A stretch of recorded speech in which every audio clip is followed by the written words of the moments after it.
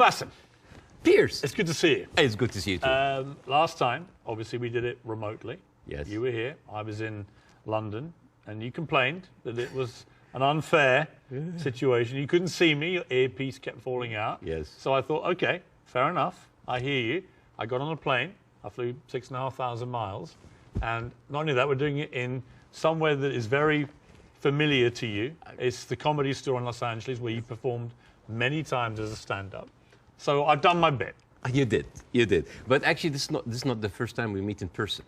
No. We did originally in London last year. And I know that many people are watching this for the first time. I would know this, but like I would really love to tell the story of that moment because I was having a tour in the UK and Europe, and I was doing my English stand-up. And one of my, advertising promotion plan was to come on your show. So my agent called me, it's like, Bassem, you're going to be on Piers Morgan. I said, damn. It's like, what's wrong? It's like, well, Piers Morgan blocked me on Twitter. I did. And he said, like, what did you do? I said, well, during January 6th, the insurrection, you tweeted something about it. And I was so angry at what's happening. And I remember you having you and Donald Trump in a picture. And I said the guy who had Donald Trump with him, whatever. and then I used, like, very harsh words. And, of course, you blocked me. And then I said, like, does he know? Like, I don't know. Does he know? I don't know. Does he know? I don't know. So I walked into the studio. And the moment I was, like, being seated and they're preparing before we go on air, and you said, oh, hi, Bassem. It seems that you have more followers than me, but it seems that I blocked you. Why? And I told you. And then we said the story on air. And it was funny because I made the joke. I was like, you have always been standing against cancel culture, and you just canceled me on Twitter. But we agreed that this is not canceling because this is your own space and you're free. But now you're unblocked me, and we're here. We're here. And it was, and actually we agreed about January the 6th, by the way, just for the record. I don't know about you, maybe you weren't surprised. I was completely staggered by the response globally to our interview several weeks ago. Were you taken aback by the scale of it? Yes, of course, but I understand why. For many years, the media covering the Middle East has been showing a certain point of view. I'm not going to say bias, but I would say it did not allow certain voices from the other side to be heard. And that is why you see the frustration. Whenever you speak to people in the Middle East, they tell you the same thing. They're not very happy with the coverage of the Middle East because our voices are not heard. Now, I am the least qualified person ever to talk about this conflict. And yet, just because I relate some of the talking points that we say and we hear the whole time, people felt heard. And when people have this feeling, they're happy. They have this response. They say, like, oh my God. For the first time, the West are actually hearing our point of view. Some of the point of view might not go well with other people, but at least we have a conversation. And I think that is the reason why people reacted that way. It's such an incendiary subject matter. I've never seen social media so ablaze with hostility on both sides. Did you actually, as well as enormous praise from the Arab world, did you also get criticized by some parts of the Arab world for not going perhaps hard enough? Oh, you didn't do that, The thing is, this is like, you're damned if you do, you're damned if you're not. Right. If you don't speak up, why don't you speak up? If you speak up, you didn't speak up enough. If you're done, why are you if you speak up too much, you're taking all the attention on you. And I love that fact because people always who accuse people of being the center of attention, they are actually not very happy that the attention is not on them. This is actually like a rule on social media. But yeah, there was a backlash, but there was also a backlash from the other side, which I mean, here and other comedy clubs, I worked with people from all kinds of different backgrounds, Jewish, Christians, Muslims, Arabs, atheists, all kinds of people. And there are a lot of people who went into my socials like, oh, so you're a terrorist sympathizer now, And I think it is important to have a nuanced, deep, interesting, intelligent conversation. A lot of people waiting for this are kind of like, yeah, Bassem, bury Piers, show him. And this is the problem with the news today. The problem is the news today, it's not about the news anymore. It's about the people giving you the news. So it becomes a show, a circus. Two gladiators in the Colosseum, two pigs fighting in the mud. And this is why people don't get anything out of it. It's a circus. You know, one of the things I heard a lot was, who is this guy? And they weren't talking about me. Sometimes I wonder. Now, obviously, you're very, very well known in the Arab world. You're known as the kind of, they called you the Arab Jon Stewart, and you're well known in America, but you weren't that well known, for example, in the UK. And I think what this interview did, it made a lot of people think, wow, all right, this is incredible. But tell me more about Bassem Youssef. And I did a bit of research into your life, and it is a fascinating journey that you've gone on to get here to Los Angeles. And I think it's worth just taking a little beat here to talk about this, because you began in Cairo as a heart surgeon. I mean, that was your career path. Yes. And, yes. And you were a heart surgeon. I was a heart surgeon until, I spent 19 years in that career, 7 years in medical school, 12 years as a practicing doctor. And 2011 happened, and the revolution happened, and I had my own show on YouTube. I did like small videos. Well, I'm going to come to this, because I was by coincidence, I had just joined CNN to replace the great Larry King. And I hadn't actually done any live show. I'd done a few weeks since I joined of taped interviews with big names, Donald Trump, Oprah Winfrey, things like that. And I was flying back to Los Angeles when I got a message that Egypt was going up in the start of the Arab Spring. And I actually went to a studio very near here, about a mile down the road on Sunset, the CNN studio, the old Larry King studio. And I went live for the first time, and it was about the Arab Spring, and it was about what was happening in Egypt. And at the same time, you, in Egypt, were actually in Tahrir Square, helping wounded protesters, actually medically treating them. Yeah. Yeah, I mean, this was a kind of movement that inspired a lot of Egyptians. At the time, I was in the hospital, and a lot of people just had volunteered. And the nurses were just like giving us like supplies, go, go, go. And we were going there. And we were basically tending to the wounded, because it is, and it kind of gives you a different perspective when you see helpless, defenseless people who are not armed, who are being beaten by security forces, military forces, being shot, being, hurt. And all we can do is just like provide some medical attention. And it kind of gives you a perspective to see how humanity sometimes can show its most ugly face. And the suppression of free speech, freedom of expression. Yeah. The ability of people to say what they honestly feel about a situation. Yes. And the suppression of people's basic rights to freedom. Absolutely, yeah. And that kind of like taught me a lot, and inspired me to do the show. But, Well, you start, I mean, it's a crazy story, this, and I want to tell it, because you just decide to do 5-minute stuff on YouTube. Yeah. And you are expecting a few people to watch it. And then literally it just flies, and suddenly you're getting millions of people watching this. And very quickly, one of the big networks comes in, and then you're suddenly doing this stuff for 30 to 40 million people. Yeah. Like a third of the entire population of Egypt is tuning in to watch it. You're the biggest star of Egyptian television. Oh, please. You were. Don't stop. No, but I mean, what an extraordinary thing, though, for a heart surgeon to go from helping protesters medically in Tahrir Square at the start of the Arab Spring to within a year, you're the biggest star on Egyptian television. It's a crazy thing. It doesn't sound as glamorous as this. It felt horrible. Did it? Why? Oh, yeah. Overnight fame, this Scary. size, it's toxic. Terrible. Terrible. It corrupts. It goes into your soul, and it's not good. It's not. I actually didn't enjoy it. And the worst part about it is that like you're trying to do comedy in very controversial climate about very controversial issues. So you'll never satisfy people. And the problem is that people have these expectations. Oh, if you are successful in this, you must be successful at solving this.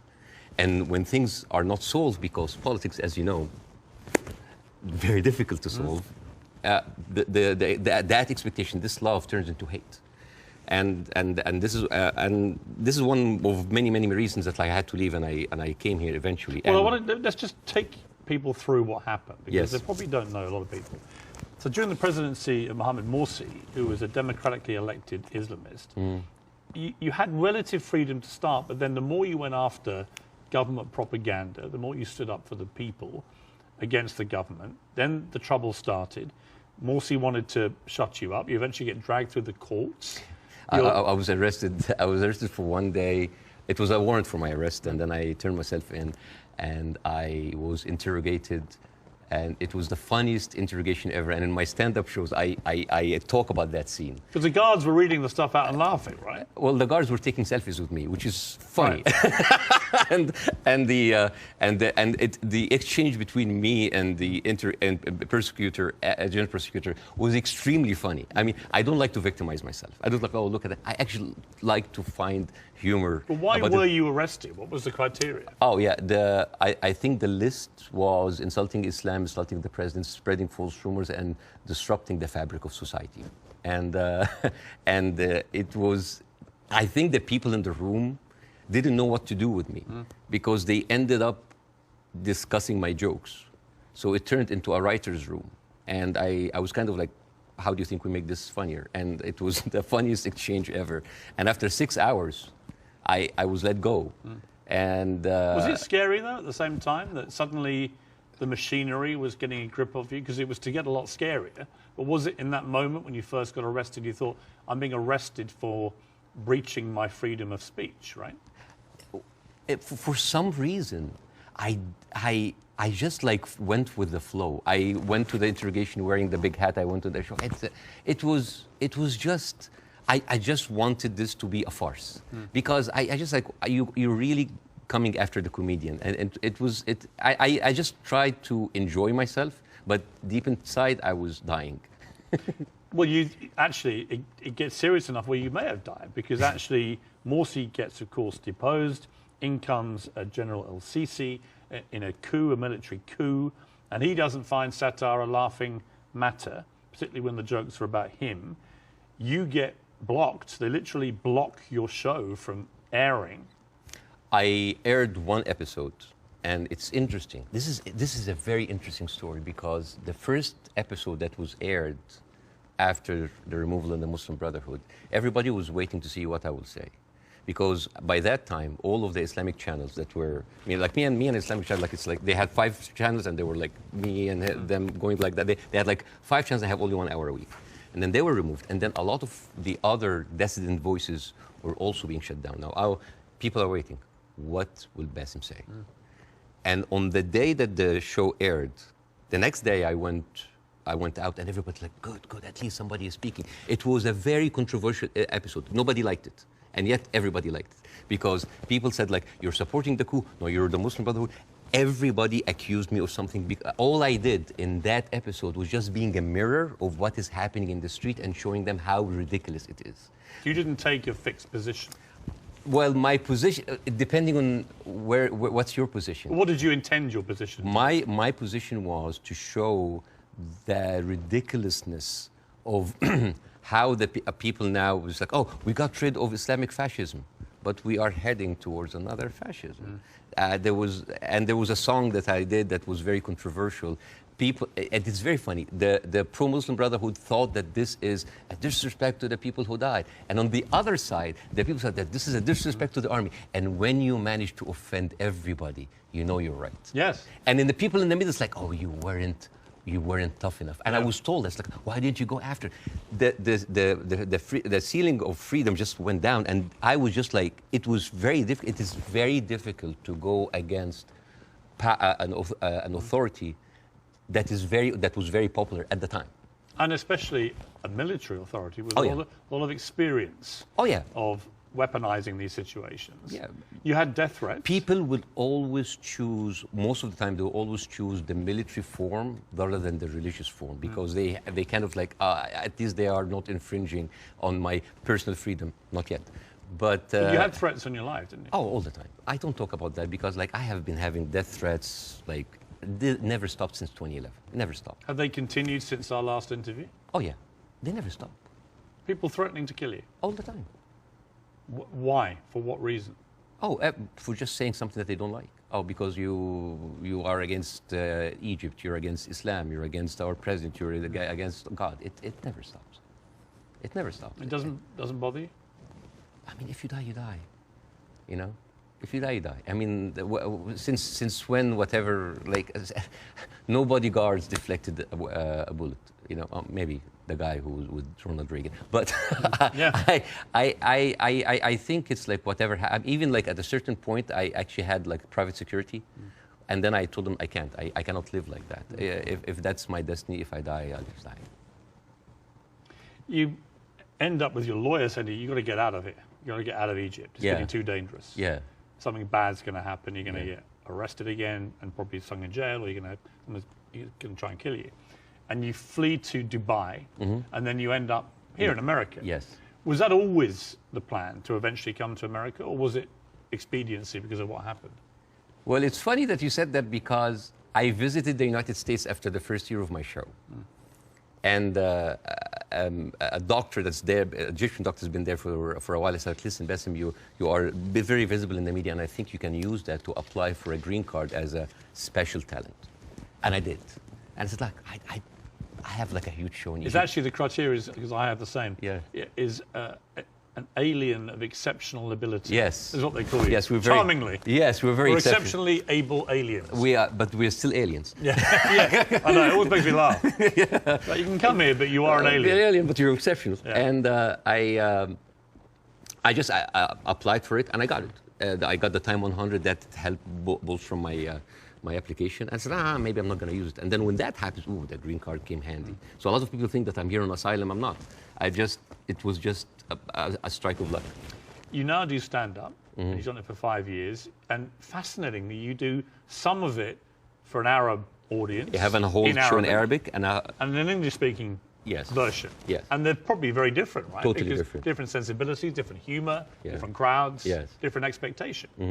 Yes. Well, when the Arab audience come to my show, they expect that's going to be another version of my show that I did in Egypt. And I said, no, it's my personal story. And that when the Arabs come to my English shows, like they think it's like an English version of the shows. Like, no, it's a different story. Even then, this weekend, right before I met you, because of our interview, I sold out Arizona. Really? Yes. And I stood, and the first thing I said, like, who here came because of the Piers Morgan show? I was like, I was like, boy, you're gonna be disappointed, because this is not about that. But isn't that amazing? I mean, that shows the power of that interview. Yeah.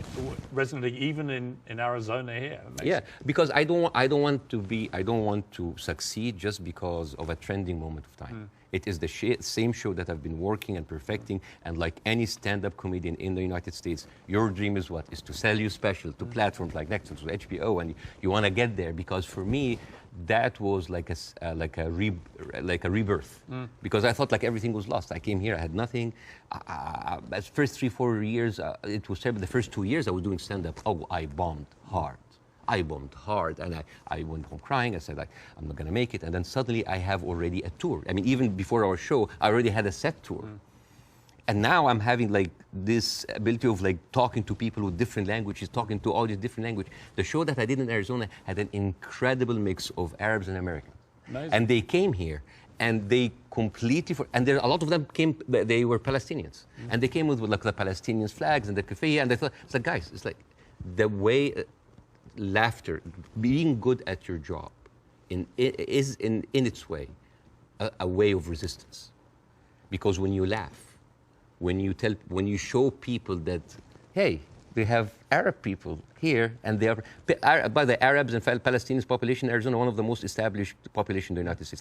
Arabs in the United States in general, they are like professionals, doctors, engineers, professors. Even the Uber drivers, they are probably were like an engineer or someone very established there, but he had to have like a step down in order to come here and survive.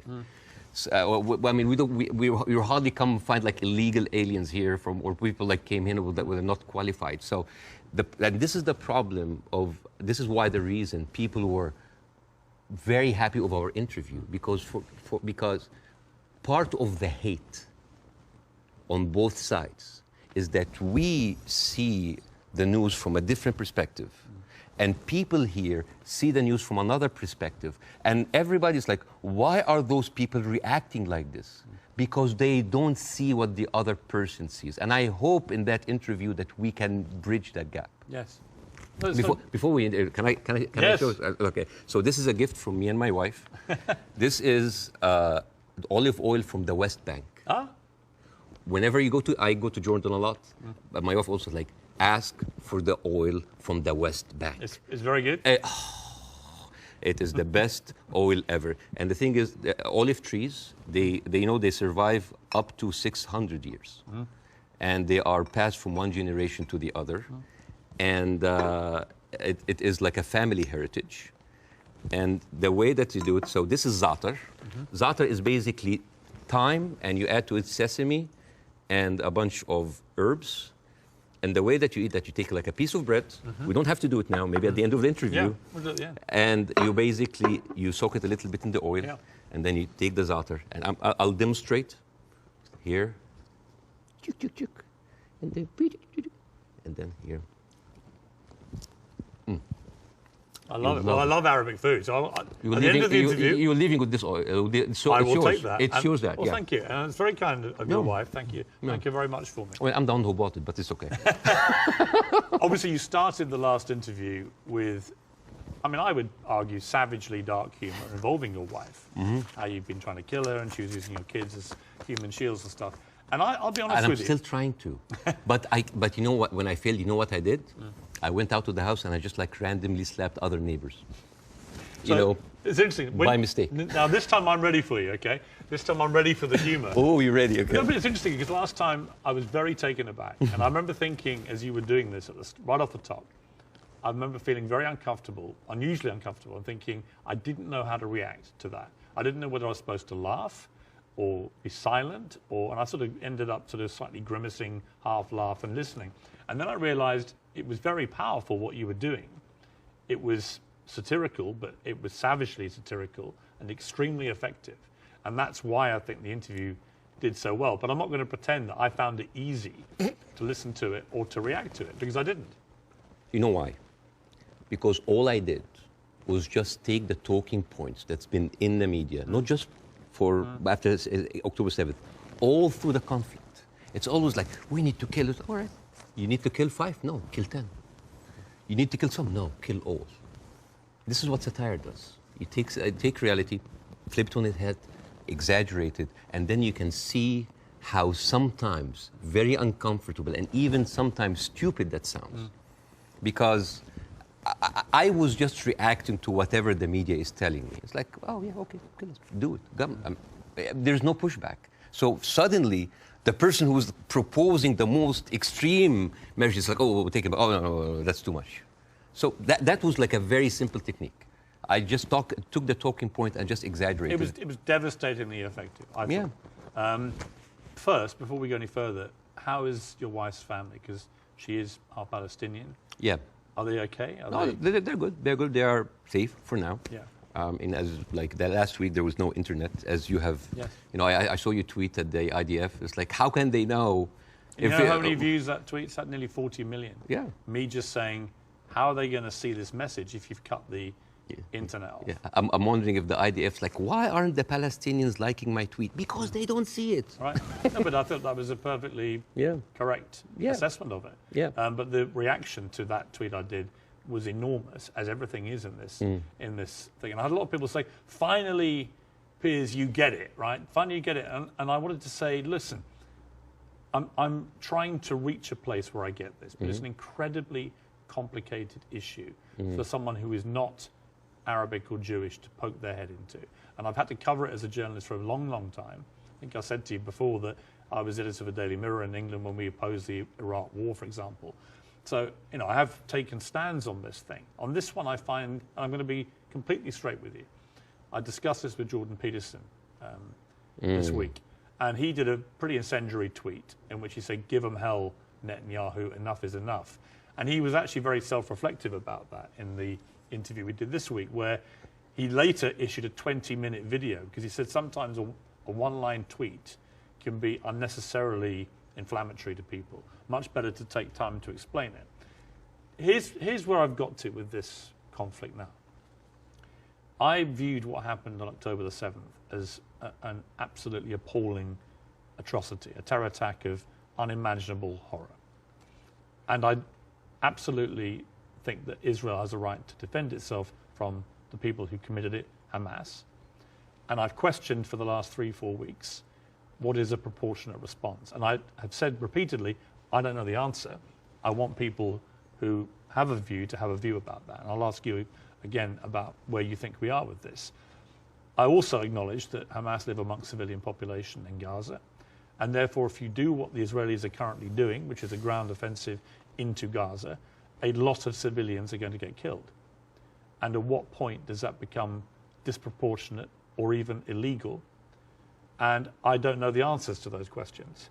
And I have a moral quandary because my instinct is to say that Israel has no choice but to respond to what happened in a very forceful manner. I understand why they want to eliminate Hamas altogether. I understand that if they feel they can, then perhaps we can move to a two-state solution or peace or whatever it may be, although I don't think Netanyahu will ever be the person to do that. But the moral question for me is, at what point does this become disproportionate? And when you see thousands of children being killed in Gaza, it fills me with utter horror. And then people say, well, do you condemn it? And I find it very easy to condemn Israel turning off the water, Israel turning off the power. I think it's ridiculous that Israel should have that power over millions of people who are not part of their country. I think it's terrible what's happening in the West Bank with the settlers. I think that the stuff there is completely easy to condemn. But can I, hand on heart, condemn Israel trying to destroy Hamas after what they did on October the 7th? That is where I'm struggling to find myself saying I condemn it, because I believe that they are right to try and destroy Hamas. Now, what do you feel about my moral quandary? Well, there's a lot of points, very lot, and I think this will kind of like lead the ground rules for that interview. There is the whole thing about like Israel right to defend itself, the condemnation. First of all, let's start with condemnation. Yes. You want my opinion? Yes. Condemning Hamas or condemning Israel? Yes. Completely useless. Completely useless. Why? I condemn Hamas, you condemn Israel, interview is over. What happened? Nothing. It is just checkpoint, like morality checkpoints. But I've interviewed a lot of pro-Palestinians, for example, some of whom will immediately say, I unreservedly condemn the terror attacks of October the 7th, and then go on to criticize Israel. And I think that's it's a position I can completely respect. Yeah. But I find it much harder to respect a pro-Palestinian guest on my show if they simply resolutely refuse to say that they can condemn the terror attacks. Yes. I find that less worthy of respect. But you see, this is the problem with the news. We go into the circular motion of the same answer. One thing that I have noticed, not just on the coverage of these events, the events before and before and before, every time this starts, people say, we don't know what's happening. It's a very complicated situation. Right. What is happening now?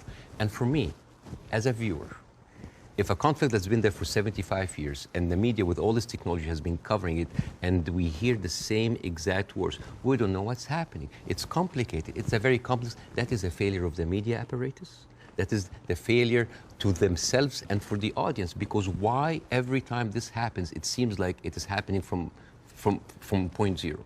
And I think to help understand that, I will get to the October 7th. I will get to the condemnation. I will get to the self-defense.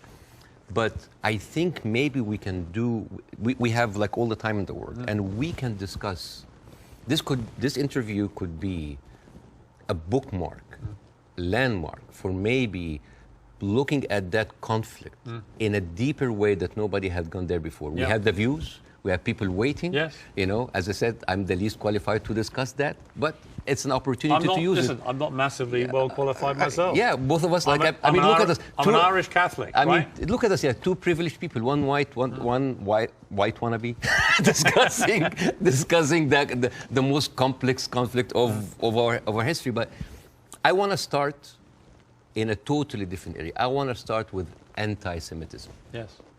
I think it's an important issue. Yes. I think there is a rise of anti-Semitism in the world, and I think this is very dangerous. And I, as a Muslim who has been through events where there were terrorist attacks somewhere, and that reflects to us, on us. I can completely feel that. Since what happened, I had text messages from the Jewish friends. Are you okay? Are your wife's family okay? And I was texting them, are you okay? And I think it is very important to agree on the language, because the word anti-Semite has been used and abused, and most of the time not for the good interest of the Jewish people. Because the first 2 days of the coverage, I watched the news, and there was a lot of protest that was led by Jewish Voice for Peace, and they were led by people who opposed the Israeli attack on the civilians. And I remember quite well, many of the Republican representatives in Congress came out and they were calling these the global intifada, the global jihad. I love it when they say jihad. They sound like a horse. Jihad. It's very funny. Or they say, like, these are, and I quote, Iranian-backed jihadists. And I said, wait a minute, but most of those people are Jewish. Those people who took over the Capitol, the same people who took over Central Station in New York, which is known as the biggest civil disobedience event in America in the last 2 decades, they were all Jewish. And then I find Nikki Haley saying anti-Zionism equals anti-Semitism. And then I remember, it's like, oh, Jewish people in America are saddened by the fact that they are not citizens of America or citizens of the world, but they are citizens of Israel, and they have to back Israel in whatever they do. And these are not my words. These are the words of Jon Stewart. He went out and he said it's very, very important to divide these two. And what is very, very interesting... Would you compare that, on that specific point, to the way that people try and say all Palestinians are responsible and accountable for what Hamas do? Yes, yeah. In other words, I think you can be very critical of Israeli government and their policies, and Benjamin Netanyahu and the politicians, but that doesn't mean that you have to take that criticism to innocent Israelis who may have exactly the same criticism themselves. And this is why it is very important to have these kind of discussions, because the saddest thing that I saw is the people that were in so much support of Israel are anti-Semite themselves. MTG, Marjorie Taylor Greene, you know, she said, like, oh, I send my aides, and they took pictures of the protesters. Basically, she's surveilling protesters. And Marjorie Taylor Greene is very known for a very famous post in 2018 where she blamed the California fires on a Jewish space laser gun. Do you remember that? Do you remember that? I was just like, oh, they were burned because Jewish investors, Rothschild and Feinstein, anything that ends with Stein, because that, of course, sounds Jewish, they put a satellite and shooting laser beams to... And not just her. You have Steve Skoulas, thank you so much. He is now the Speaker of the House, and he has been invited before for an organization that was funded by David Duke, the founder of the KKK. You have Kevin McCarthy, who is the former minority speaker, leader of the Republican Party in the House, and he accused Jewish billionaires of rigging the midterm. So how come those people are accusing us of anti-Semites? So here's the thing. So let's go to the equation that Nikki Haley put on Twitter. Anti-Zionism equals anti-Semitism. No, it is true. People who hate Jews, they're also anti-Zionists. It is true. And you could be someone who hates Zionists, who don't like Zionism, and you are Semite. You could even be Jewish. And guess what? You could be a Zionist, like those people, supporting Israel, and at the same time you hate the Jews, because the chant, Jews will not replace us, these echoed in Charlottesville. It did not echo in Gaza. I mean, in Gaza they say worse stuff in between the bombing, on their downtime. And these are the same people who are seen with Nick Fuentes, with Stephen Bannon. And you know what's most interesting? Trump had him for dinner at Mar-a-Lago. And all of those people are buddies with Benjamin Netanyahu. So how does this work? How does this work? And you know the people who speak against this, like Jon Stewart, like Bernie Sanders, like Naomi Klein, what do they call these people? What do they call them? Self-hating Jews. And you know what else now they call them? They call them capos. Capos. You know what's capos? Capos, basically these were the Jewish inmate in Auschwitz that were forced by the Nazis to stand as guards on their own inmates. You see how degrading this is. And this is the way to shut down conversation. Anti-Semite, Islamophobe, you hate America, you hate the military, you hate Egypt, war on Christmas. This is how you shut an environment that does not allow disagreement is not an environment made for growth. It's an environment made for control. Let me ask you this. Say, take the student protests in America, at universities. I have no problem instinctively with students protesting. It's actually part of the DNA of being a student, right? But I do have a problem with two things. One, the protests that happened almost immediately after October the 7th, within hours, which were clearly, deeply, deliberately inflammatory and hurtful to Jewish people. Secondly, I have a real problem with the students who were beaming direct pro-Hamas slogans onto buildings on campuses in America. You know, I'm all for free speech, and I really am. The whole show is predicated on that. But not to the point where you see Jewish students barricaded into libraries because a mob is descending on them. There is a distinction to me between people who are obviously overtly, I mean, there was a professor at Cornell University who was literally seen in public shouting how exhilarated he felt by the attacks of October the 7th. He still hasn't been fired, that guy. I think that crosses a line. Do you? Yeah. I do not like this way. I mean, I can understand why, but I don't condone it. I would never, because you have to understand these people, again, I'm not supporting them. I just want to make sure about two things. The reason that I started with anti-Semitism, because I wanted to make sure to clear any confusion that when I speak about Israel, I'm speaking about Israel. Yes. When I'm speaking about Jewish people, I'm speaking about Jewish people. Yes. When I'm speaking about my Zionists, I'm speaking about Zionists. It was very, because I think it was very powerful that you did that. Yeah, I have to be careful. That's the first thing you did, because I think it's really important. Yeah, but at the same time, when I tell you why does that happen, it doesn't mean that I condone it. There's a difference between explanation and justification. Those people who are exhilarated, the way that they see, this is the same reason why people were so happy about the interview. What do they see? They see Israel as a criminal state who is killing their people, and in the same time, they are supported by the international community in America.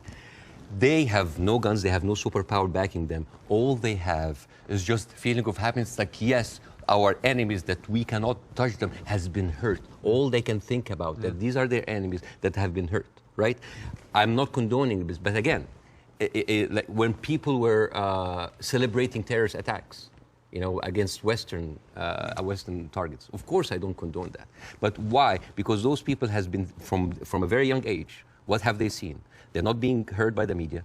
The plight and the suffering of their brothers in Palestine, in the Arab world, are not being heard. People in Iraq, you know, like when America and Britain invaded Iraq, right? What did the Arabs saw? It's like two superpowers are coming in on just regular people. So whenever there was like a bomb or like an attack on American troops, people would celebrate. Yeah, they're our enemies. Emotions are very inflammatory, and it is not right. But those people had nothing else. All they can is just like shout. All they say is like to rejoice. It is not right. Again, I'm explaining why is this happening, because it's like, yeah, if I cannot get you, I'm just gonna scratch your eyes. I'm gonna scratch your eyes because you've been beating me all the time, and you have the whole international community backing you up, and all I can do is scream. Is it right? No. But it is understandable. Again, it's not the right thing. But no, it's not like understand. It's like, oh, no. But again, it is an explanation. Now, hate. And again, this is another way why this has been magnified in the media so much. What does the Western audience see? They see people rejoicing for the death of innocent civilians in Israel. This is what have the Arabs seen for years on the Arab world. For example, if you look up Sidrot cinema, this is in 2014 when Israel was bombing Gaza as usual. And the Israelis in the Sidrot, the kibbutz or the settlement, they went on a hill and they had popcorn and they had drinks and they were like watching the show and they were cheering with every rocket coming down. This is what we see. Western people didn't see that. Well, somebody found a tweet actually of mine from 2014 in which I said, at what point does what Israel is currently doing to the Palestinian people become terrorism? And because I've always said, you know, I've spoken about this a lot over the years, and I've always tried to be extremely fair-minded, albeit nobody really wants you to be fair-minded. They want you to take a side. But that was clear that my thinking back then was that they were absolutely overstepping Absolutely, the mark. absolutely. But again, to the point of rejoicing. No, I know what you mean. Yeah, but like if you, for example, Google the wedding of hate. This is like a Jewish wedding in Israel where they were celebrating the arsons and the burning of Palestinians. But to be clear, I've seen lots of video No, but clips. I'm not talking to you, Piers. No, I know. I'm talking to the Western audience because I want to see, like, I want to say, like, this is what they see. I mean, for example, there is a very famous video for Samuel Abu Za'anin, who is like a young kid that he was shot point blank by an Israeli soldier, and he was not allowed to have any medical attention. And as his dead body was being put into the ambulance, the Jewish settlers were cheering. So for an Arab audience, this is what we see every day. So when they say, oh, we heard them back, we heard their people like they heard back, it is not right. But this is what hate does. It escalates, it feeds each other. Radicalism feeds it. It is terrible, and it is just like a vicious circle. So I would like to do something that is very interesting tonight.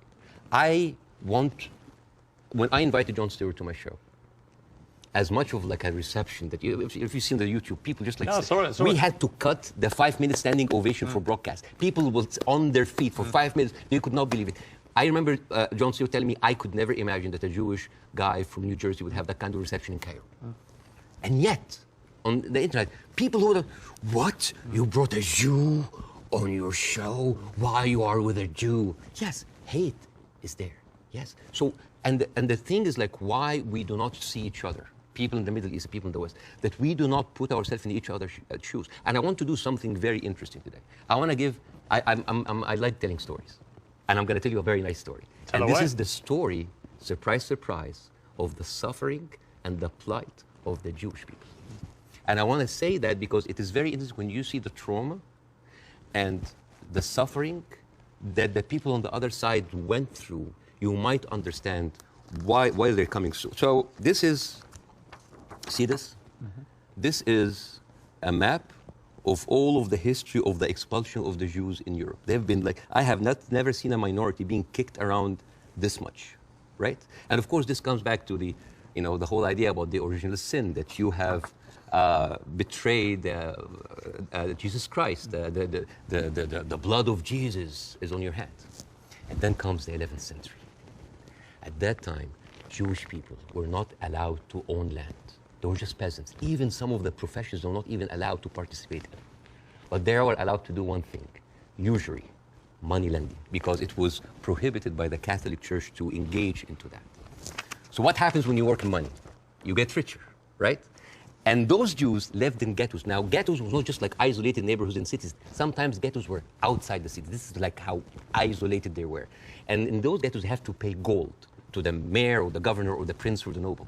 So they would see, you're getting richer. I need more taxes. So they pay tax. What happens when you have a business and they increase your rent? You increase your service, increase the taxes. So what happened? The Christians started to default. And suddenly, the image of the greedy Jew was created. Shylock, merchant of Venice. If it will feed nothing else, it will feed my revenge. Like never did I see a creature I can't remember. Never did I saw a creature that looked like a man so keen and greedy. Confound of a man. English. I messed it up. Anyways, but this was the image, greedy Jew, the greedy Jew. This was created because of their conditions, and it became worse in 1095, when Pope Urban II called for the first crusade to go and save the birth of Jesus from the unbelievers Muslim. And this crusade did not kill a single Muslim. You know how many people they killed? 2,000 Jews. Because it's like, wait, the non-believers are all over there. Why? So they went to it's called the Crusades of the Rhineland. So they went to the Jewish community because, hey, we own the money, so let's kill them better than paying them. And then came the plague. And then all of the things like, oh, they're killing babies, who would do that to a baby, And they accused them of poisoning the well. This was the kind of oppression that the Jewish people went through. Fast forward 19th century, there was like the Eastern Jew in Ukraine and Russia, and there was the Western Jews in Europe. Those people in the Eastern Jews had to immigrate because of pogroms, and they were like, kicked out. And at a certain point, the people in the West, especially in England, it's like, there are too many Jews. We need a solution. A solution for what? For the Jewish problem. So it's like we need to get rid of them. And you know what? Palestine was not even in the A list. Palestine was in the B list. because England proposed 6,000 square miles in Uganda for the Jews, 1903. And the reason why Palestine was not on the list, that it was objected by a lot of rabbis that said, like, it's a promised land, but only when the Messiah comes. But there were other options, Argentina, South Africa, Uganda, Madagascar. And eventually, they said, all right, let's do Palestine. So they went to Palestine in 1914. There was 700,000 people living in Palestine, 3% were Jewish. 1917, Balfour Declaration. Arthur Balfour, he called the Jewish people in England that they are alien and hostile race. And the thing is, the only Jewish member of the parliament, of the English parliament, Lord Montenegro, he objects, said, like, these are British citizens, we should not kick them out. So they pushed them, but it was not going fast enough. Came the Nazis. And then it was not about the solution anymore. It was the end losing, the final solution by Hitler, because he needed an answer for the Jewish question, the Judefrage. And then, as you see, the Holocaust happened, the most orchestrated, industrialized, horrible genocide in our modern time. 6 million Jews died. So it accelerated, and they went. First of all, they left East Europe, and they went to West Europe, and they went to America, and they were turned down, and they were pushed towards Palestine. So by 1948, right before the declaration of the State of Israel, there were 2 million people living there. Only 30% of them was Jews. So the whole idea of like a land without a people to a people without a land, it was a marketing thing. They were already Palestinians. So suddenly, from our perspective, the Jewish problem is not a Jewish problem, is not a Middle Eastern problem, is not an Arab problem, it is a European problem. It was pushed on us together with the guilt, because now we are the anti-Semite. Now we are the Jewish hater. And not just that, they took land. So people look at this like, why are we even, we had a lot of refugees coming in. And during that, there was a lot of, as you know, Zionist militia, the Aragon, the Haganah, all of these people were killing Palestinians. The famous massacre of Deir Yassin. You're talking about the atrocities of October 7th, it's horrible. But in the Arab mind, there is Deir Yassin, where there is an incredible movie called Tantoura, Tantoura, where the Israeli members of those militias, they talk about the atrocity that they did, including opening up the pregnant women's bellies and having bets if the boy inside is a boy or a girl. It is one of the most horrific, and they talk about it, some talk about with regret, and some talk about with pleasure. We did that, right? So you have even King David. I think your Prime Minister, Mr. Sunak, was there. And if I was British, I would question this. Because as you know, King David was bombed by the Aragon militias. 91 British soldiers died. I don't know, if I was British, how come my Prime Minister would have the nerve to stay in that hotel? I mean, you know, the ghost of the 91 British soldiers, that must be haunting for them. So you see? So when you see all of that, and you see that suddenly, overnight, 1948, there were 1.5 million Palestinians, half of them, 3/4 of them were overnight pushed into refugees. Yeah. And this is why it's called the Nakba, the catastrophe. So now we have all of this building up into the minds. And suddenly this was like a conflict, a hate, a problem that we didn't have to do anything with. This was basically pushed on us by the Europeans. You see, this is why it is important to say that. And I'm not saying that just like, oh, let's wipe out the State of Israel, let's like push them in the sea. No, but it's important when you talk about a conflict that you talk about the root causes, right? No, there was like a vibrant Palestinian culture happening over there. And right now they are erasing this culture. Suddenly I'm thinking of like Israeli feta cheese, Israeli hummus. Oh, that's an insult. Israeli hummus. Come on. I mean, take the land, but leave the hummus, man. I mean, come on. I mean, that's not fair. You are someone who's always spoken against culture, cancel culture. Right now, a whole culture is cancelled. Let me ask you this. Jonathan Freedland is a top Jewish journalist for the Guardian newspaper. He wrote a very interesting column last week in which he said, at the root of all this, you could argue you have two sets of people with just cause. And they believe passionately in their just cause. And he was sort of advising people not to take sides unless you really understand the history. Would you agree with that? Would you agree that both sides have legitimate just cause? Not with the methodology that's taken place, and you've given an extremely detailed analysis of the build-up to what happened in 48. To me, it's pretty clear 700, 800,000 Palestinians were displaced from their homes, and it should never have happened. And that has been absolutely, I think, the root cause for so much resentment. But can you, at the heart of this debate, agree with Jonathan that you could argue there's just cause on both sides? There is a cause on both sides, but I'm walking on a tightrope here because I'm not a Palestinian. Yeah. But from the Palestinian point of view, there's a lot of people. I mean, there are 2.2 million people living in Gaza. There are 3.5 million people living in the West Bank. There is 350,000 people living in East Jerusalem, and there's like 6 or 7 million people living outside. Those people, the Palestinians that were pushed out, they do not have the right to go back. Right now, if you meet Palestinians, you'll see them wearing a necklace with a key. That key is their house that they were kicked out from in Yafa and Haifa. You know, like my wife's family comes from Ramla, which is 50 miles from Gaza.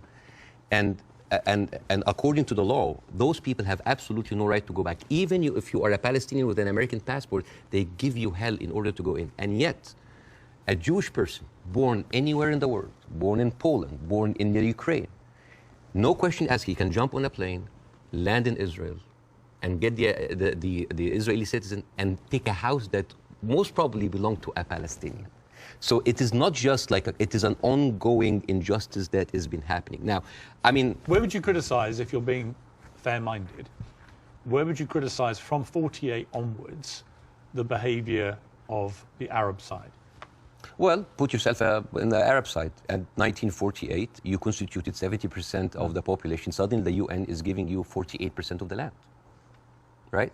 Not just that. I mean, the Arab regimes, because they did terribly. And see, this is the thing, like, Arab nationalism at the height of that, these people feed on each other, you know, because it's very, very important to have a problem. Oh, it's Israel. And for Israel, oh, it's the Palestinian. It's a very good distraction. I mean, sometimes I feel that like the Palestinian cause is very useful for both sides to stay there as attention because it's always a way to reflect. But, and this is a very important question because in the mind of the Western audience, they always thought of the Palestinian resistance or the Palestinian side as like Islamic, as militant. No. As a matter of fact, some of the early suicide bombers were female Christian Palestinians because they, like the RIA, you know, they were fighting for a land. The whole idea of Islamization of the whole cause came very later. As a matter of fact, you will find this very interesting because when I saw this, I did not believe it.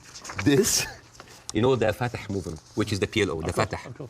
This was their slogan. Can you see? You see there's a crescent, a cross, and a menorah. And they say unitary, democratic, non-sectarian. So basically in the 1960s, Fatah were basically marijuana-smoking, tree-hugger hippies. And yet that didn't work, right? And the thing is, I always hear that like Arabs were giving so many chances for peace. That is not true. As a matter of fact, all along history, Israel didn't give an inch of land by peace. 1973 war, they gave back Sinai because Egypt like initiated the war. 2006, they went out of south of Lebanon because of the resistance they have. Even the disengagement of Gaza, they didn't do it out of the goodness of their heart because they had too much casualties. And even the Oslo Accords, the peace treaty, the one that Isaac Rabin and got the Nobel Prize for, they did it because of the Intifada. So what is the message that Israel is giving to the Arabs? I will never give you anything with peaceful resolution. You will always have to fight for it. Do you not think that, for example, I mean, Bill Clinton feels this very strongly, that there was a great deal to be done, and Arafat, just in the end, having indicated the whole time that if we got to this place, there would be a deal, just walked away. That was the closest that everybody came, and but actually, I mean, could Clinton have done any more than he tried to do then?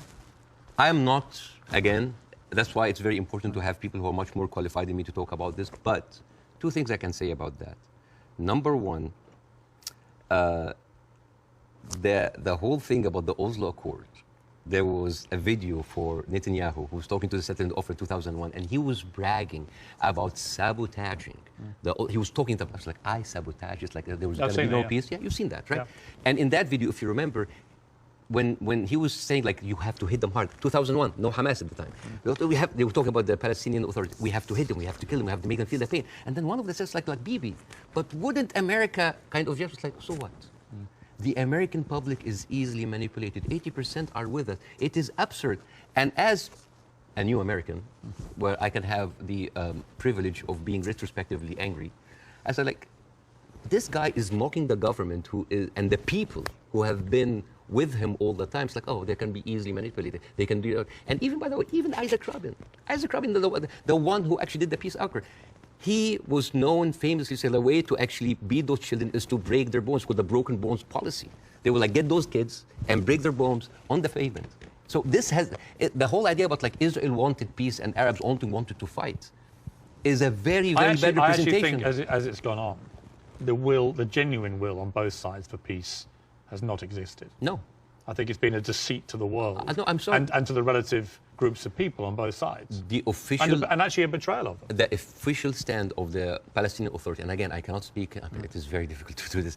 The official stand of the Palestinian Authority is that we are just happy with 22% of the land. Just give us like the... Yes, there are people that dissent, but the thing is, you cannot just say, okay, let's talk about peace. And then you take away my land. Let's talk about peace. And there's a kind of like passive aggressiveness happening. Oh, let's talk about it, but I'm going to build settlements. I'm going to suffocate your cities and your villages. See, I think that has been incredibly inflammatory. Yes. Worsening the situation. I think putting back the chance of peace. I mean, Netanyahu, I interviewed Netanyahu earlier this year in the middle of the big social protests in his own country. And I couldn't understand what he thought he was doing, except that it seemed to me political expediency, that he had to get power, again, he had put a bunch of right-wing headbangers into his cabinet who have incredibly bad records, speak in an incredibly incendiary way about Palestinians, for example. And that he did this for power. And then he launched, because they were pushing him to do it, a ridiculous assault on the integrity of the Supreme Court, the independent Supreme Court. And many Israelis rose up. So Netanyahu has become, to me, a big problem. Right? And the people, all the polling shows that. Israeli people are very unhappy with Netanyahu. I don't think he's ever going to actually want to forge peace. And in fact, I think he was instrumental with Hamas in wanting to keep them in power because he felt that that would create the split with the Palestinians, with two political groups, and that would be good for Israel. And it was leaked in a Likud conference in 2019 that he was bragging about giving Hamas money because this is a way that we can keep Palestinians divided, and yet we'll never have one. So this is a guy who was... But look, we can agree about Netanyahu, I think. No, right? but not just Netanyahu. There's a book... And I would say most of his cabinet. There's a book called The Fear of Peace. It's by Moshe Zimmerman. And he's an Israeli historian, and he said, like, the average Israeli citizen does not have a vision of peace. Because for 70 years, this is a country that has been, the war has been going on for, they have been expanding because of war, the military is taking over, so the whole idea of peace is not even there. It's not just Netanyahu, like you have, I remember you have interviewed Naftali Bennett. Yes. And I think you tweeted that like that was like a very kind of reasonable take. Yeah. I don't think that's reasonable. No. Yeah, but like this Naftali, he went after Queen Rania, and he called up shame on Queen Rania. No, I didn't say reasonable. I just said I did a fire emoji. Yeah, yeah. I just said what he was saying. Yeah. I mean, I was going to ask you about Queen Rania, and let's ask about since you've raised it, because Queen Rania accused the West of a glaring double standard. She said it's the first time in modern history there's such human suffering, and the world is not even calling for a ceasefire. So the silence is deafening, and to many in our region, it makes the Western world complicit. Now, other people said, well, okay, if you feel that strongly, why aren't you taking in any Palestinians? Why is Egypt not taking Palestinians? Why does the Arab world want to constantly attack Israel without actually offering any place to go for the Palestinians? So what do you say to that? That is exactly what Israel wants. And that is exactly what actually starts Third War III. This is the war solution. These are Palestinians. These are their lands. And then suddenly take them. Why? So they've been basically kicked around from their homes. And now another country should take them? You see what will happen? Imagine this. Now, and because Israeli official has been talking openly about this. It's like, why don't they just go in Sinai? Why they go? You know what will happen? Those people are going to be pushed in Sinai. And with any population, 2 million people that are living in refugee camp, what do you think will happen? Unrest, chaos. And then after a few years, the Western media will come with their cameras like, oh, look at those Arabs. Oh, they're killing each other. Oh, Israel is good that they got rid of them. And then they will go to the West Bank. And suddenly those 3.5 million people pushing to Jordan. The whole idea, why does Jordan take them? Why does Egypt take them? The same question. Europe has 44 countries. Why don't they take Israel? America has 50 states. Why don't they give them Florida? I mean, we seem to complain about Florida the whole time. Why don't they just like give Israel? The whole idea was like, oh, you're Arabs, you're all the same. No, no, no. Because what will happen then? So Israel will move into Jordan? That's like, oh, Saudi, why don't you take the Jordanian? So this is not a solution. This is not a solution. Bassem, I hear you. I'm not taking a position either way. Let me ask you directly. But I want to say something about what Queen Rania said. Okay. The whole idea about like the West. Yeah. I think that in 3 weeks, Israel morally corrupted the West like no other. I think the West will have a lot of time to recover because for years, The West has been telling us, oh, look, we're liberal. We're all about human rights. All are equal. Adopt our values. And then suddenly, well, you don't want to even to cease. We don't want to even tell Israel to stop. And suddenly we woke up and we found McDonald's are giving free meals to the Israeli because like nothing will make you feel better after killing a bunch of Palestinian kids than a Happy Meal. So let me ask you this. They have a toy. So this brings me to Hamas, okay? So what Israel will say, because they say it to me every time they come on the program, whoever, from Ehud Barak to Naftali Bennett, whoever it may be, they say, look, we suffered such a catastrophic terror attack on October the 7th that we have decided we are going to get rid of Hamas. There are 40,000 or so Hamas terrorists in their eyes who need to be got rid of. And I do believe they're terrorists. Only terrorists can commit the kind of act of terrorism we saw. So can we, on that point, can we agree on that? Do you believe Hamas is a terror group? It is classified by America as I'm not a big fan of Hamas, and they are a militant group. That does like stuff that... Are they terrorists, do you think? Yeah. Cool. Okay. So we agree on this. So you have 40,000 of them living in Gaza amongst the civilian population. If Israel has decided to eliminate a terror group, Hamas, as the world did with ISIS, for example, and I think there are a lot of parallels given the way they behaved on October the 7th to ISIS, how do you do it? How do you do it if you don't do it the way Israel is currently trying to do it? Exactly not the way that Israel does it, because if you have one of the most advanced military powers in the world, and it takes you 3 weeks, 9,000 Palestinian civilian death, 21,000 injured. As we are talking right now, Israel just bombed Jabalia, which is a known refugee camp. This is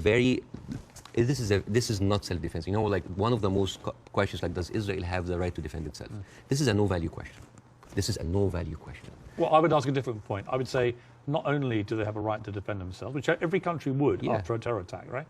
But they actually have a duty and responsibility to their population to try and stop that happening again to them. They've been doing... And I do understand, and I agree with that. Yeah, but here's the thing.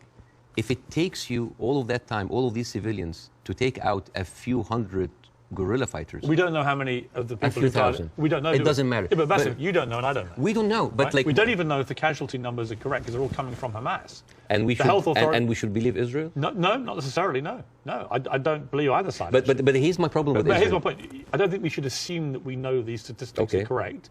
I don't think we should assume we know exactly how many children have been killed. We do know a lot have been killed, so the moral argument remains the same. But we don't know how many Hamas terrorists have been killed in the last 3 weeks. We just don't know, do we? So basically we're dealing with a very incompetent military force that has been sucking America dry for years, and then they cannot do the job. But how else do they get rid of Hamas? Not like that. How do they do it? I don't know, but not like that, because they've been trying. You've got to have another. They have. First of all, I'm not a military expert. Second of all, they've been trying the same thing for years. They go in.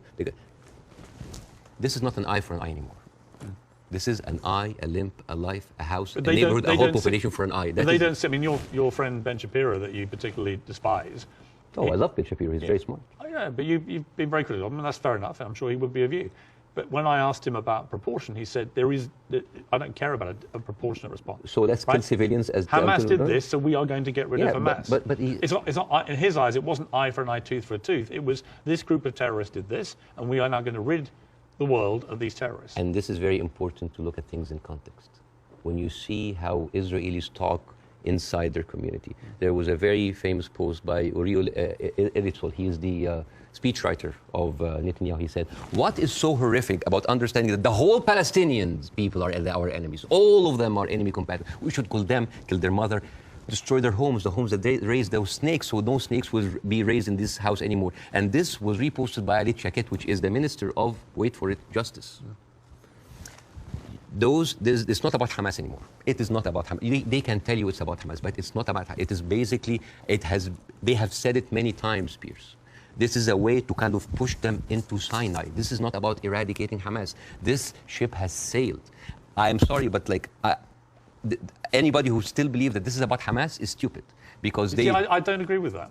Really? No, because I think... But why they're... I'll tell you why I don't agree. There are like 100 people... I think any country that suffered the kind of terror attack that Israel suffered, with the kind of death toll that occurred that day, 1,500 plus people, grandmothers, kids, young women being raped, kidnapped, beheaded, it's been reported, and so on.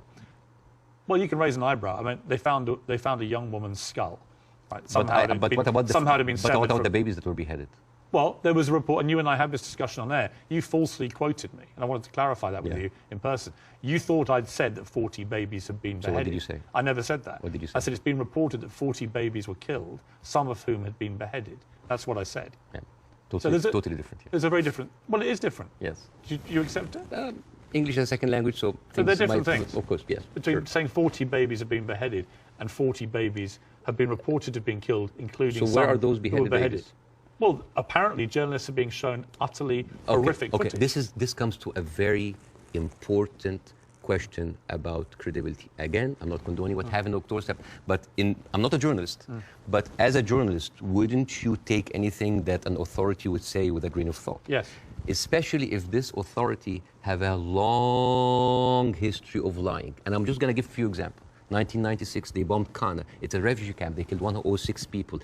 Despite that they knew it's a refugee camp. They said, maybe it's a one-time off. 2006, they bombed Kana again. 2014, they killed 2 teenagers at a checkpoint. They denied, as usual, but CNN was there. So they said, we have to say it. 2018, they killed a medic, a Palestinian medic, and they fabricated a video showing that it's someone else, that he was a human shield. And then can I just finish that? I do want to respond. And then 2010, they killed Ahmed Oraikat, denied it, then said, it's okay, it's us. 2021, they bombed the media office in Hamas. It's not us, but no, I'm sorry. And then, 11th May 2022, Shireen Abu Akleh, a reporter, your colleague, she's Palestinian, American citizen, she was shot in the head. And they provided forensic evidence and even a doctor's video that it was not them, it was Islamic Jihad.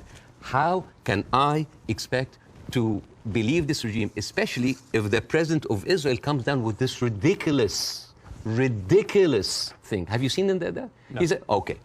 This was reported by Sky News, and it was the funniest thing I've seen so much. This was a Colin Powell moment, but like the cheap edition. Mr. Herzog said, like Isaac Herzog, it's like, we have found evidence on one of the terrorists, a manual to create chemical bombs. And then he showed this, and he showed, and this is, so I just want to say, why would a foot soldier go into enemy with like a manual to chemical bombing? It's like, is that BYOB, bring your own beer, bomb? It's crazy. And what you like have like local ingredients to make, and then this is like, this is a manual of Al-Qaeda, of course, conveniently written Qaeda. And let me read it to you in Arabic because this is funny. So, النشرة الدورية المعنية بالتطوير الذاتي والمعرفي للمجاهدين, which basically say, this is basically like a catalog for self-improvement for mujahideen. I didn't know that they have life coaches.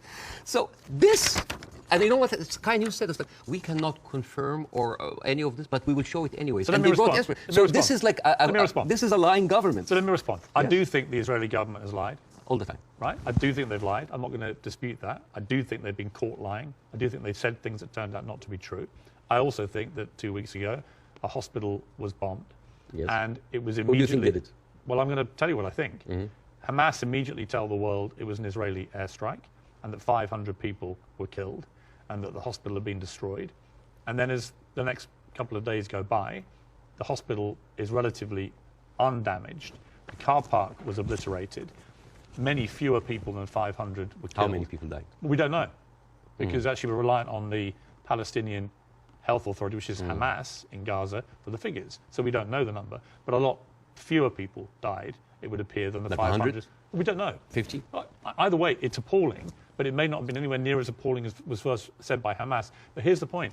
Most independent studies of what happened have concluded that it was almost certainly a militant stroke terror group inside Gaza, and they fired a rocket which landed in the hospital car park. In other words, it wasn't an Israeli airstrike. So I have an issue with that, because for 3 days before the attack, the priest and the patriarch of the hospital, because it's called the Baptist hospital, said that they have received multiple warning from Israel that they're going to hit the hospital. And then at the time of the hit of the hospital, one of the top aides of Netanyahu, he tweeted about like we hit the hospital, and then he deleted it, and then basically like Israel gaslighted the world. But, it was not us. But that's why I said most independent. No, that's not true. New York Times actually like just published something to prove that it was shot from Israel. And the thing is, no, okay, they didn't. Though. Okay, numbers. They didn't. Numbers. Bassem, that's not true. Okay. The New York Times has not reported that it was Israel. No, they said They haven't. Okay. That's not true. Over 10 years, Hamas launched 35,000 rockets into Israel. And many failed. they killed 69 people. And 25% military, only part of them were civilians. So over 10 years of 35,000 rockets, they killed 69 people. But in one strike, you want to tell me that these glorified firecrackers caused that kind of damage? Yes, it looks like they did, yeah. Okay. Yeah. And actually, it wasn't the damage that was reported by Hamas, who wanted people to believe it was Israeli airstrike. Right. So my point would be, I'm happy to concede that Israel government has lied about stuff over the years. But I'm absolutely certain as well that Hamas lie all the time. Why are we holding a militant... I believe, from all I've read, I believe they lied about the hospital. Why are we holding the militant terrorist group to the same standards as the best and only democracy in the Middle East? They happen to be the ruling party in Gaza. So they're not just a terror group, they are a political group as well, a political party. Okay. Well, they are. So the question again comes to this, and so far you've ducked it, so I want to ask you one more time. We can both agree that the scenes in Gaza right now are horrific, because I do feel that. But I don't know how else Israel can eradicate Hamas than the way that they're currently trying to do it. Do you have an alternative for them? Well, again, we are locked in the same thing, what can we do now? But we don't look at what was happening over there. The best recruiter for Hamas is Israel. I mean, you have talked a lot about the horrible condition in Gaza. Yeah. I mean, let's imagine like a little boy called Rami. He lives in Gaza. You know, he have a horrible life, but like, you know, it's not that bad. I know he has a cousin in the West Bank. He's living a good life. He wake up in the morning and he found out that he was kidnapped by 3 settlers. He was burned alive by kerosene and he was forced to drink the kerosene. His name is Muhammad Abu Khudaira. That settlers did that to him in 2016. So, all right, you know what? I'm just going to leave. I'm going to find a way to go to Europe. His aunt is a published author and she won a prize in the Frankfurt Book Fair. His name is Adnaya Shalabi. And now she was cancelled because of what's happened, just because of her a Palestinian. His other aunt in America, his name is Amawi. She is a speech therapist, and this is close to my heart because of my son. And she was fired because she did not want to sign the government contract that said that you cannot join BDS, which I don't understand. Why do people choosing to protest peacefully by not buying goods from a certain country? Why would the United States make that its own issue? So. And this guy, this Rami is being approached by like, join Hamas, join us, let's go kill Israel. No, I don't want to kill. I'm going to live in Gaza. It's a life. But 97% of water is not good for human consumption. Half of the population are anemic. Even the is not being treated, and it goes into the shores of Israel. It's like, oh, that was Palestinian. It's horrible. Yeah. So, and then he wakes up in the morning. He doesn't think about killing Jews the first thing in the morning. He thinks about being there at 5 o'clock at the first 50 people in the line for bread, because if he doesn't, he will miss the food for his family. And he goes back, and he finds a message saying that we are going to bomb your house. He comes back, he loses his whole family. Now, tell me, what is a proportionate response for that? I don't know. I don't know. You cannot create terrorism and then you... I don't know. They have created this. I don't know is the answer. But Bassem, let me ask you this. Hamas will have known when they perpetrated what they did on October the 7th, what the scale of response was likely to be. How does that help the Palestinian people I don't know. that they are supposed to serve? I don't know. The wheels are already set in motion. But it doesn't, does it? I do not, you know, I feel sometimes that Hamas is with us in the room, that we are bringing Hamas. Who has the power in this equation? Who has the 4th largest and strongest military power? The whole idea about Israel, it's like, oh my God, the Arabs are going to destroy us. Look at the map. Hang on. Hang on. Hamas's stated goal is the eradication of Israel and the Jewish people. Yes. They make no pretense about it. They've made no attempt, unlike the Nazis who try to cover up their crimes. Absolutely. They've made no attempt to try and deny what they brazenly boasted about it. Yes. They are proud of what they did. Right? And they will have known, again, the scale of what they did on October the 7th would have prompted this kind of response, which would have led to thousands of innocent Palestinians getting killed. And my question for you... I wish the 7th of October never happened. Right, but every time something happens. You say Hamas is everywhere. Well, yeah, actually all roads roads on this particular part of the crisis, and I accept it's been going on for 75 years, this conflict, but all roads in this crisis lead to Hamas and what they did.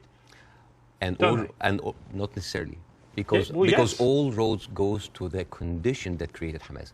If the Jewish people were expelled from Europe and went to Argentina or South Africa and Uganda and went in and took the land, you would have Hamas in all of these places. You and I can agree that the conditions Palestinian people have had to endure in Gaza for a very long time are completely unacceptable. I think it's completely unacceptable that Israel has wielded such control over the people of Gaza, working out who can come in and who can go out, turning on and off water and power on a whim, turning off the internet on and off at a whim, all that kind of stuff I can completely agree with.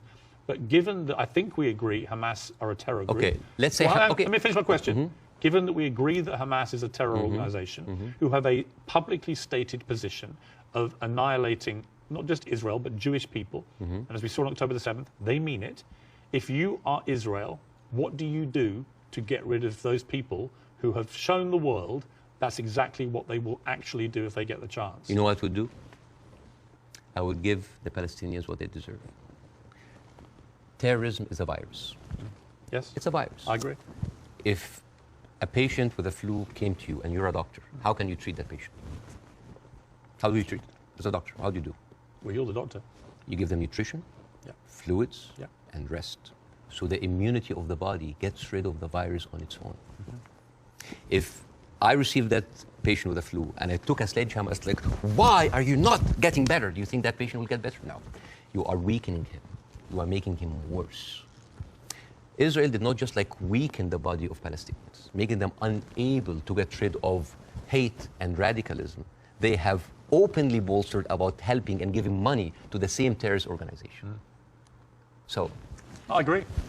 I think Netanyahu is complicit in keeping Hamas in power because it suited him politically. Yes. And I think you can't get away from that. Yes. There's no question of that. But there's also no question that the Israeli government, led currently by him, has to stop Hamas from perpetrating another terror attack. And again, it comes down to this question.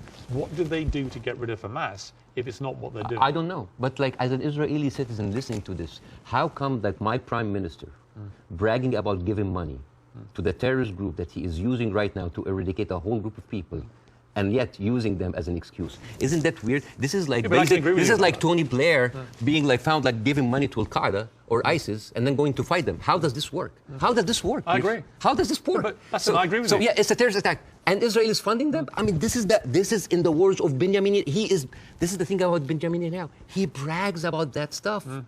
So this is a circular question. Yeah, yes, I agree Hamas is to blame.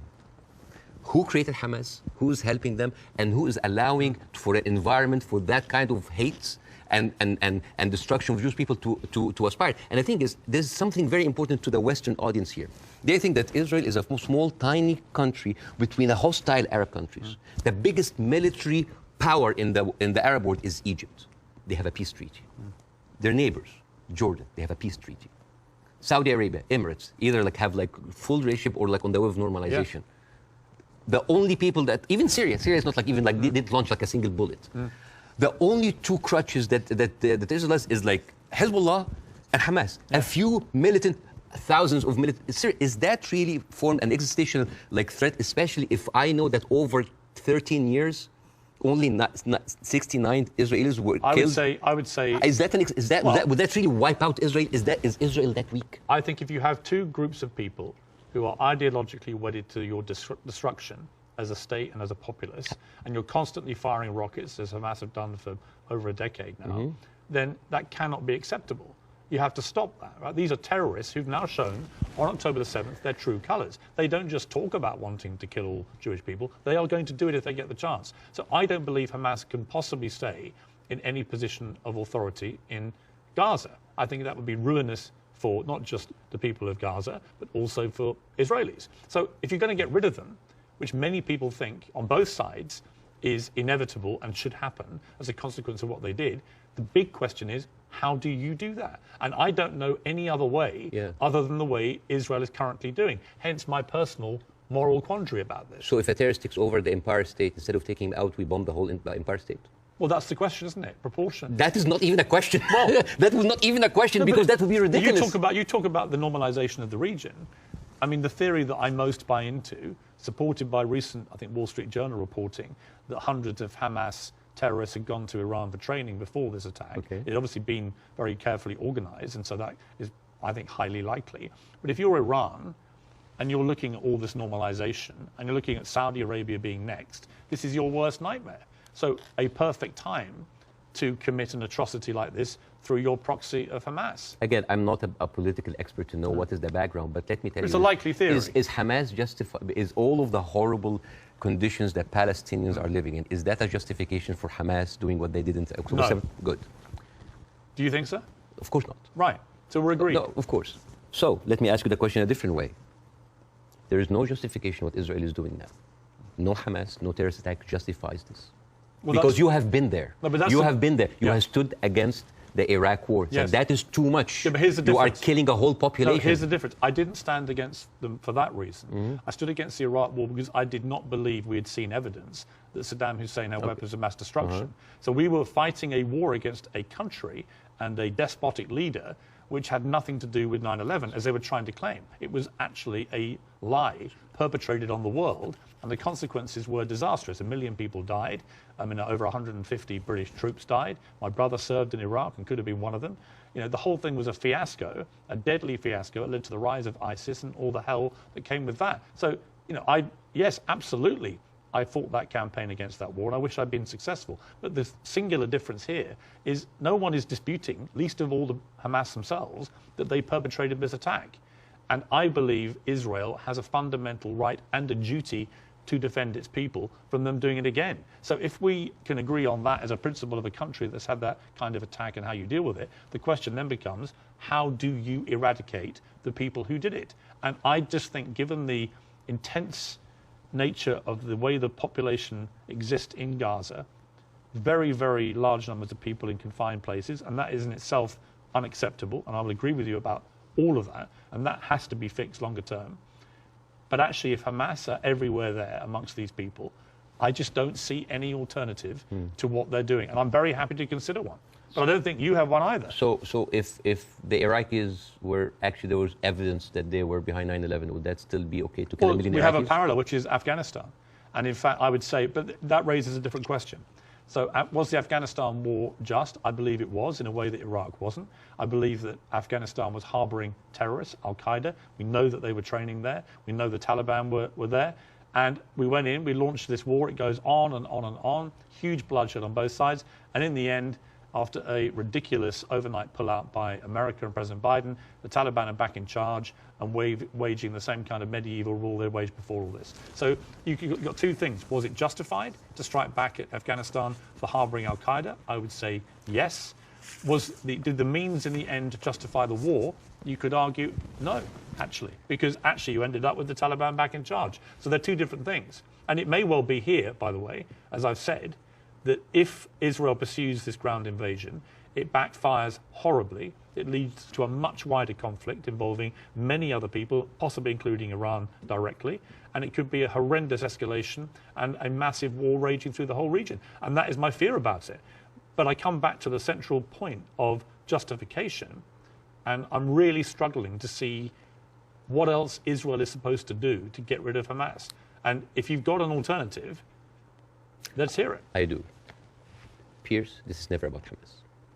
Believe me, it is never about Hamas. If somebody tells you who they are, listen. Israel has been telling the world all the time, they need to clear the Gaza Strip into Egypt. You think that's always been the plan? Always there. I mean, they have said it. They have said it many times. Why does Egypt take them?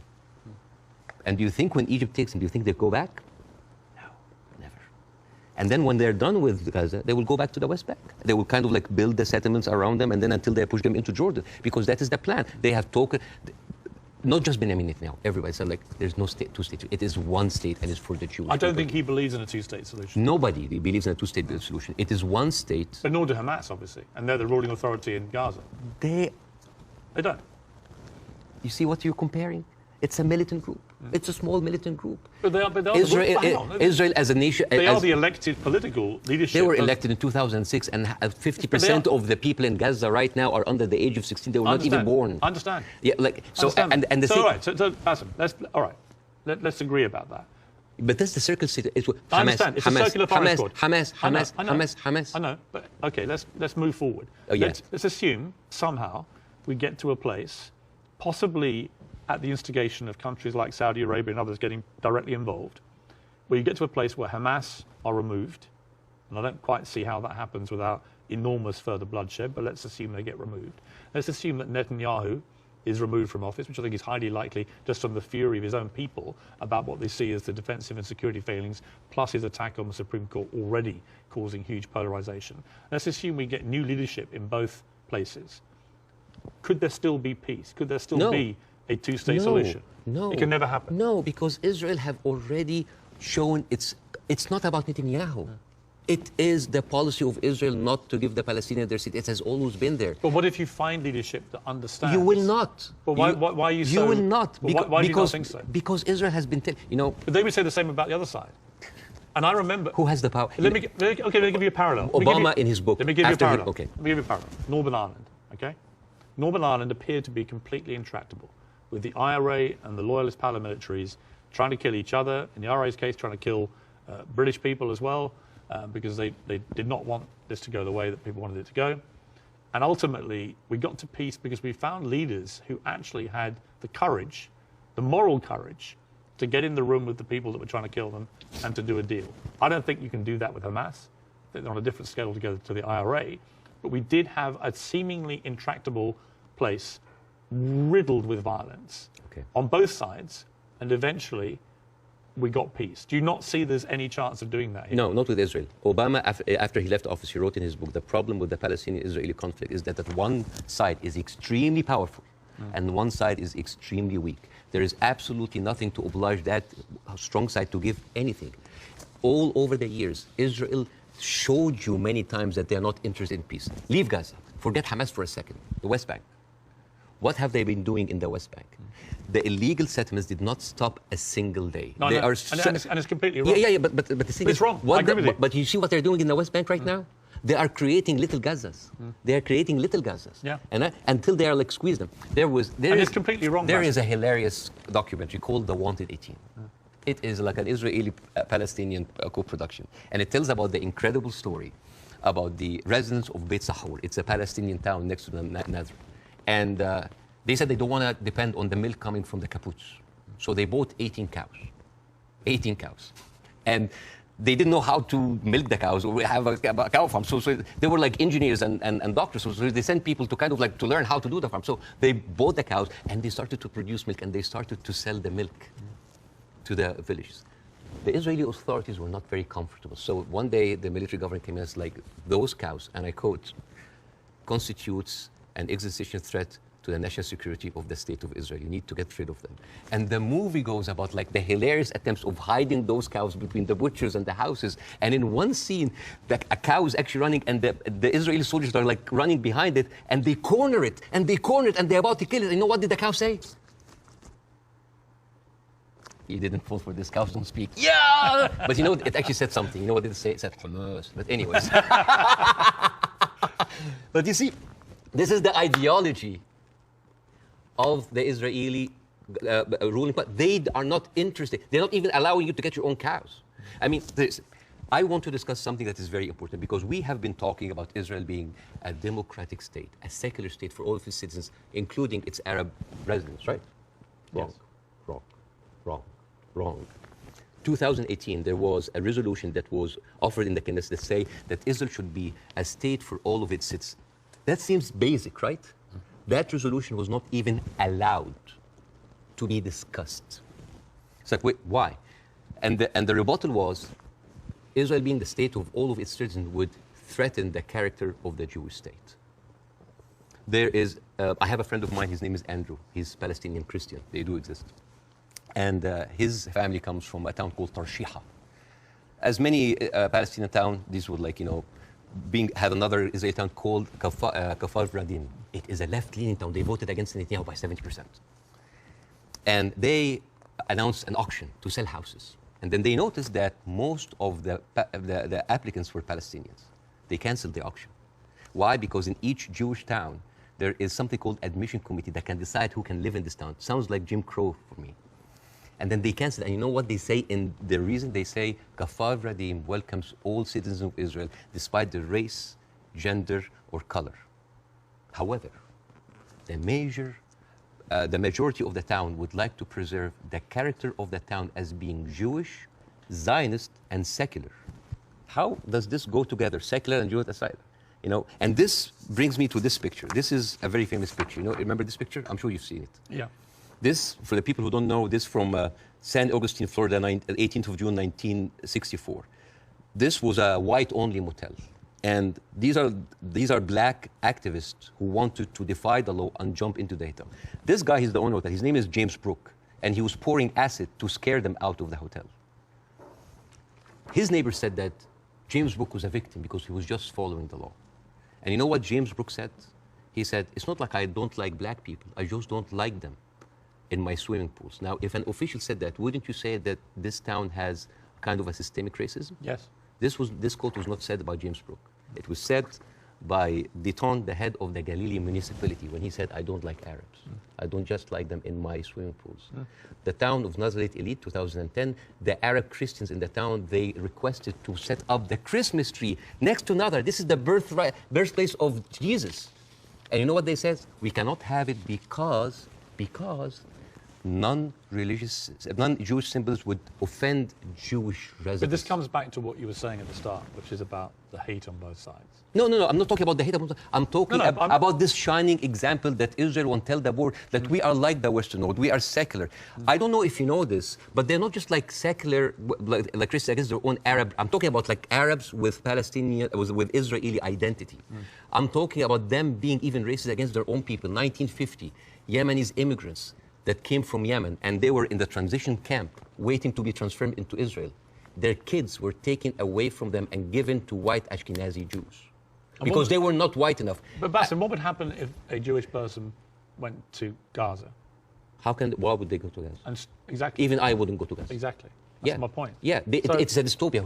But I'm just. So it's not just you're raising points about Israel, making it that somehow they're as bad or worse. No. But what's going on there? Hamas has ruled over yes, the Palestinians in the most oppressive way imaginable. Absolutely, but you know what? Hamas never claimed that they are the only democracy in the region. They never claimed that they are secular. They never said that they adopt Western tradition. And they definitely, they did not use that lie in order to carpet bomb a whole country. Okay. Now here, I want to say one example, and I'm going to leave you. All right.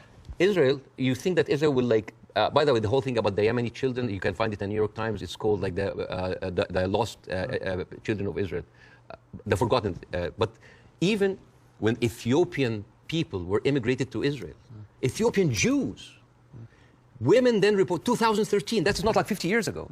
They reported that they were given against their consent and without their knowledge contraceptive shots so they wouldn't reproduce because they are the wrong color. Israel is a racist, apartheid country that is projecting this shiny example of secularism and democracy for the people so people can accept whatever they do because they look at Palestinians as lesser people. This is the whole point. This is the whole point. And I would like to quote Winston Churchill. He had a quote that say, I don't believe that we have made a great wrong to the Red Indians of America or the black people of Australia because they were replaced by a higher race, a stronger race, a more world-wisely race. This is why Queen Rania is criticizing the West. This is why we here say, like, where are your values? Because this is the crux of the problem. It's not Hamas. It's not Palestine. It is people looking at us as lesser human beings. Bassem, I don't dispute the characterization that a lot of the Israel administration look upon Palestinians as lesser people. Otherwise, they wouldn't. They even look at the Ethiopian Jews and Yemeni Jews like less. I wouldn't dispute that.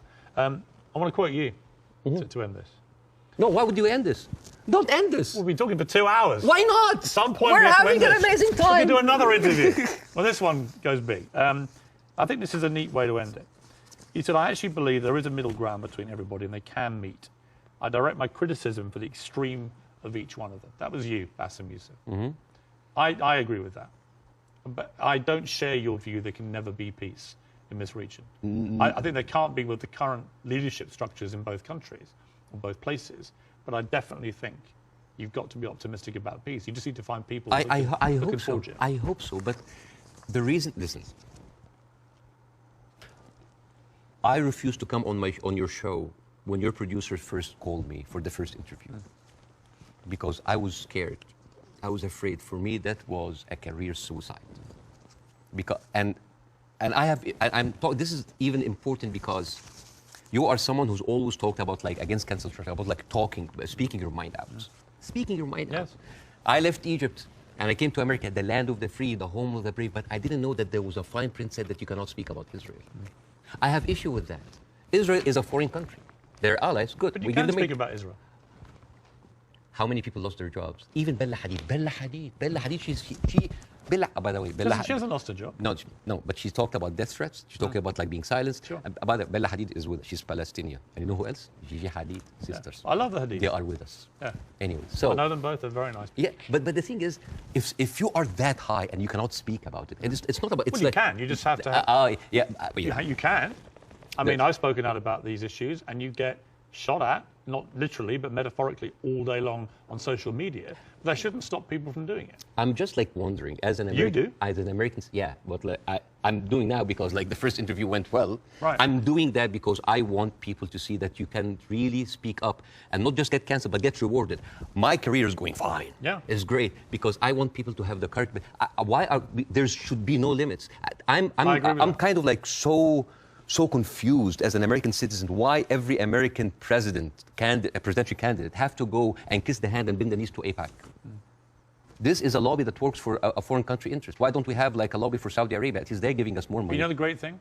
You can say that here. Yes. You couldn't say it in Egypt. That's why you're living here. Yes, but again, a lot of people feel the burn, the heat whenever they come down. If I was an American, I'd be going, all right, Bassem, all right, we'll take the criticism because you can do that in this country. And I'm happy. When you criticize the government in your own country, yeah, they drove you out. Yes, and that's why I came to America, to play the white man's game, to actually to pass this acquired white privilege to my children. But the problem it's not just a country of white people. But here's the problem. And the white man's game, the game in America is not a white man's game. It's a game that actually has a democracy and believes in freedom of speech. But there are dog whistles everywhere. You're not going to be put in jail for this interview. Or I can lose my career and I can lose jobs, and you know that. You could in Egypt, you could. No, here you can. In Egypt, they arrested you. Here you can. And they threatened you, and you would have probably ended up in prison or dead. Here, a lot of people lost their jobs because they spoke up. It depends what they say. Of course, but again, if you're Kanye West and you spew anti-Semitic garbage, I'm not. You're going to lose.